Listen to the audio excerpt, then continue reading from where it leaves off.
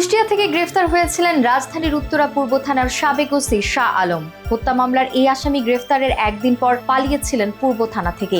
তাকে পুনরায় ধরতে মাঠে নামে যৌথ বাহিনী, জারি হয় রেড অ্যালার্ট। কিন্তু এত সব প্রচেষ্টার মাঝে পলাতক শাহ আলমের ব্যাপারে নতুন খবর দিলেন ডিএমপি কমিশনার শেখ মোহাম্মদ সাজ্জাদ আলী। তিনি জানিয়েছেন, ওসি শাহ আলম সম্ভবত ভারতে পালিয়ে গেছে।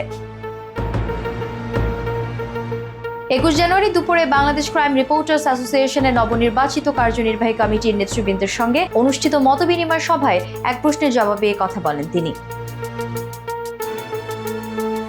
ডিএমপির কমিশনার বলেন, সাবেক ওসিকে পুলিশ ছেড়ে দেয়নি, ছেড়ে দেওয়ার প্রশ্নই আসে না। তাকে যদি পুলিশ ছাড়বেই তবে কুষ্টিয়াতেই ছেড়ে দিত, ঢাকায় আনার পর না। এ ঘটনায় দায়িত্ব অবহেলাজনিত কারণে সংশ্লিষ্ট দুজনকে বরখাস্ত করা হয়েছে।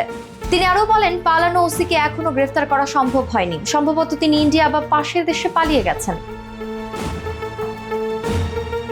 বৈষম্য বিরোধী ছাত্র আন্দোলনের ঘটনার এক মামলায় উত্তরা পূর্ব থানার ওসি শাহ আলমকে গ্রেফতার করা হয়। গত 9 জানুয়ারি দুপুরে তাকে আদালতে সোপর্দ করার প্রক্রিয়া চলছিল। ওই দিন সকালে থানা থেকে পালিয়ে যান শাহ আলম। অভিযোগ ওঠে, হত্যা মামলার আসামি শাহ আলমকে গ্রেফতার করে হাজতখানায় না রেখে ওসির পক্ষে রাখা হয়। পুলিশ সদস্যের অবহেলায় তিনি পালিয়ে যান। এরপর পলাতক ওসি শাহ আলমকে ধরতে সেনাবাহিনী, র্যাব ও পুলিশ কাজ শুরু করে, তবে এখনো তাকে গ্রেফতার করা সম্ভব হয়নি। এ ব্যাপারে ডিএমপি কমিশনার বলেন, তাকে ছেড়ে দেয়া হয়নি, একটু সহানুভূতি দেখাতে গিয়েছিল পুলিশ সদস্যরা।